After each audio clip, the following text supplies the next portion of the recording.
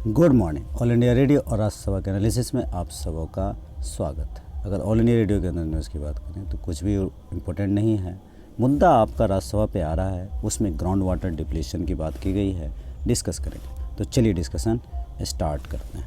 देखो, ऐसे के फ्लो में भी काम आ सकता है। आज एक ऐसे पर बात करेंगे जो सीधे सीधे आपसे जुड़ा है। ऐसे टॉपिक पे जीवन से जुड़ा है क्योंकि मृदा पानी का है, भूजल का है। मृदा क्योंकि मृदा पानी का है, भूजल का है। जो ही देश के 400 से अधिक जिलों में भूजल में घातक रसायन घुलने से स्वच्छ और शुद्ध का गंभीर संकट पैदा हो गया है। कई जिलों के भूजल में जहां पहले से ही fluoride, arsenic, iron, heavy metal निर्धारित मानक समय से अधिक था, वह अधिकतर जिलों में नाइट्रेट, आयरन की मात्रा बढ़ रही है। जो ग्राउंड वाटर है, भूजल में नाइट्रेट बढ़ने के पीछे मेन का रीज़न है। उन राज्यों के भूजल में नाइट्रेट ज़्यादा बढ़ रहा है जहां सघन खेती फर्टिलाइज़र का अंधाधुंध प्रयोग किया जा रहा है। आप समझ रहे हो, जहां सघन खेती बहुत ही डेंसिटी में जो एग्रीकल्चर हो रहा है वहां बढ़ रहा है। घातक रसायन के भूजल में घुलने से पेयजल मतलब वाटर जो हम लोग पीते हैं उसकी क्वालिटी प्रभावित हो रही है। संसद में पूछे सवाल के जवाब में जल शक्ति संसाधन मंत्रालय ने केंद्रीय भूजल की रिपोर्ट के आधार पर भूजल प्रदूषण का ब्यौरा दिया है। देखो, इस ब्यौरा में क्या है, इसको समझना है।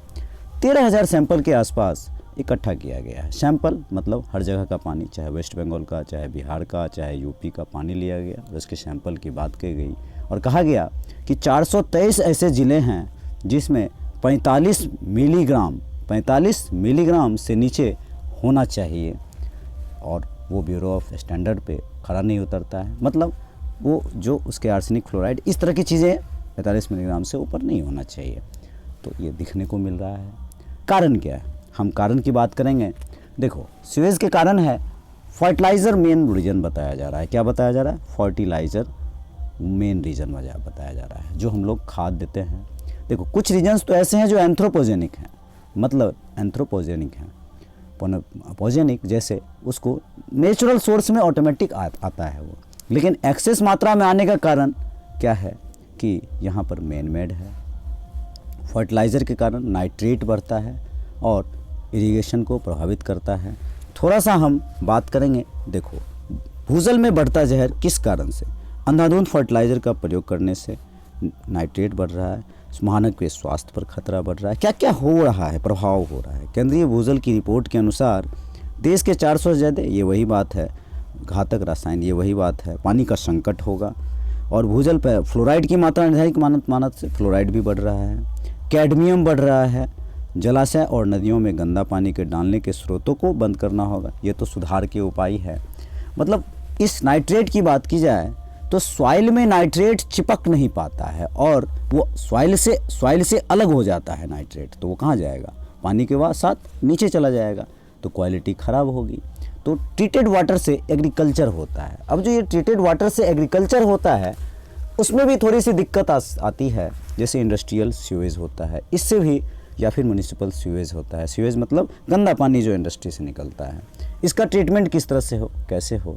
देखो, सॉल्यूशन की बात तो 2 मिनट बात करेंगे, लेकिन थोड़ा सा सॉल्यूशन देखें तो नाइट्रेट कर रहा है शरीर में ऑक्सीजन को कम। नाइट्रेट से नुकसान क्या हो रहा है? पानी में नाइट्रेट की मात्रा अधिक होने से जो हमारा डाइजेस्टिव सिस्टम है उस पर भी खतरा पड़ रहा है, सांस लेने में तकलीफ हो रही है। नेक्स्ट बात की जाए तो 1960 से ही कृषि की उपज बढ़ाने के उद्देश्य से रासायनिक मतलब फर्टिलाइज़र का हम लोग उपयोग कर रहे हैं, तो ये दिक्कत आ रही है। नई नई बीमारियाँ, कोरोना वायरस, ये सब क्या है, ओमिक्रॉन, ये सब कहीं ना कहीं इसी सब चीज़ से हो रहा है। ह्यूमन को तो नुकसान हो ही रहा है, पशु पक्षियों को भी नुकसान हो रहा है और इनकी जो आप एंटीबॉडी बोलते हो, वो एंटीबॉडी बनने की कैपेसिटी भी कम हो रही है। 2025 तक FAO के अनुसार 8.7% भारतीय हो सकते हैं कैंसर के शिकार। आप आंसर में इस डाटा को यूज़ कर सकते हो। रासायनिक उर्वरक और पोटाशियम पेस्टिसाइड के प्रयोग से भोजन की ताकत हो रही है कम। फल सब्जियां में अब 30 साल पहले जैसे पोषक तत्व तो नहीं रहे, जो पहले न्यूट्रिशन हुआ करते थे। 30 सालों में मिट्टी में पोषक तत्वों की कमी आई है।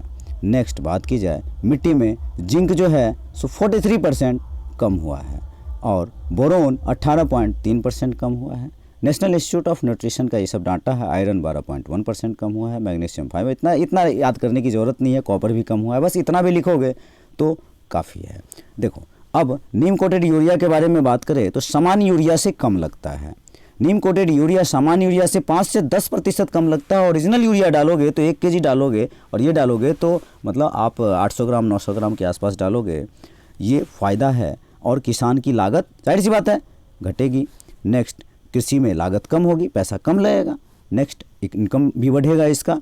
कृषि में लागत कम होगी तो इनकम भी किसानों की आय में वृद्धि होगी और 10 से 15% की उपज में भी वृद्धि हुई है।